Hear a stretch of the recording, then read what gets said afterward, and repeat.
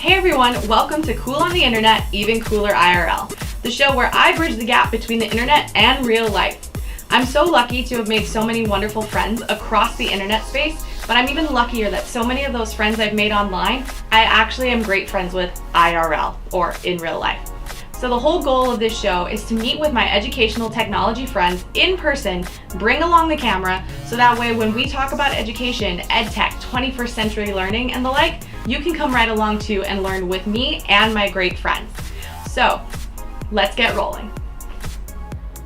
Today's guest on Cool on the Internet, Even Cooler IRL is Cynthia Nixon. She's one of the first edu friends I made on the internet, and she's definitely one of the first people I met IRL as well. You'll see us exploring the San Diego Zoo a little bit, so there's a couple bit of animal footage in this clip this time. And we're also taking a special trip while at the San Diego Zoo. I hope you like it.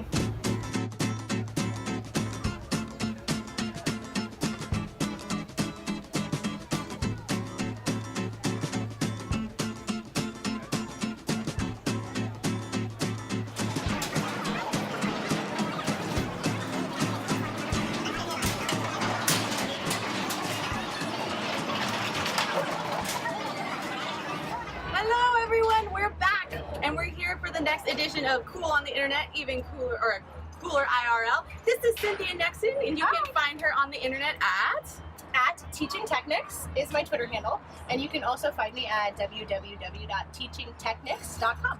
And all of her information will be linked down in the description below, so definitely make sure you want to check her out. So we are here, if you can tell, we're on the Sky Tram here at the San Diego Zoo. So we've been hanging out, my husband and I, and then her husband and her kiddos, and we've been having a great time. So now we're gonna spend some time like up here in the quiet, which is like really beautiful. Yes. Like if you've never done this before, like look at that view, guys.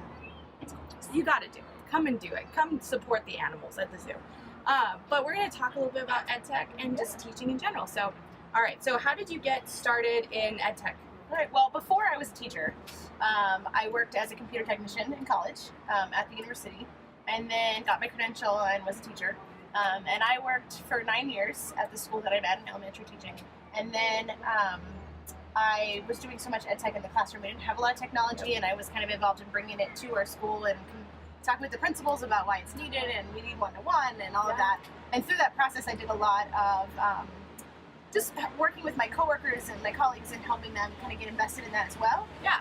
And from that, we didn't have a TOSA position at our school, and it just came to a point where we thought it was needed, and so I worked with the principals and we created the position, and now I'm a TOSA. This is my third year. That's awesome. And like, it's totally true. Like if you have something so new and something that's constantly changing, like technology, it's not something you can like one and done and hope it's good. Like you really need to establish someone on a campus that's going to be there for the long haul, because you know what, we all had this issue where like Google looks one way one day and then within the next hour it looks completely different. So yeah, so that's awesome that you were able to establish that and make that a thing and become a resource for your teachers. Yeah, it's been a lot of fun, and this year I've done a lot of interviews with the teachers and asking like, how can I best support you? And they're like, we just like knowing that there's someone there that can help us.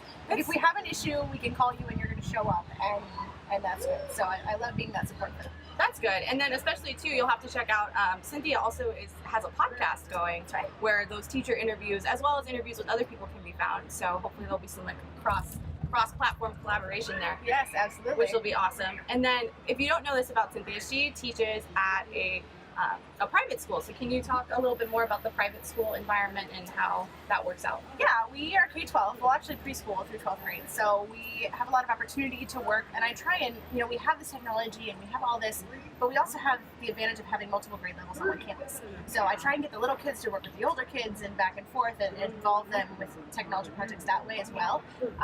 But it's really great. I just love, we have really supportive administrators, so we're able to try out new things, and while we teach the Common Core standards and we do all of that stuff as well, and then we have standardized tests and all of that, but I feel like we're a little bit more free to explore some of that. Yeah. We're not tied to some of the same laws and requirements that public schools are. You know, we hit all the same stuff, but it kind of gives us a little bit more freedom to explore some things and try some different things out. So that's awesome. No, it's great to be able to have that room to explore and to create. And I'm always trying to encourage my teachers to like go K-12. So that's awesome. All right, time for us to get off the tram. All right. This morning, but if you run your finger along the glass, going follow your finger. Otters, come back, Mr. Otter. You're out of frame.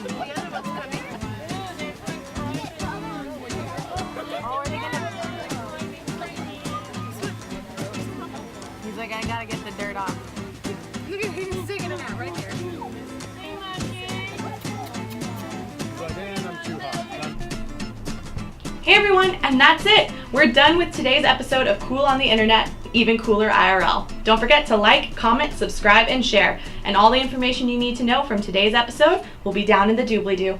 See you next time!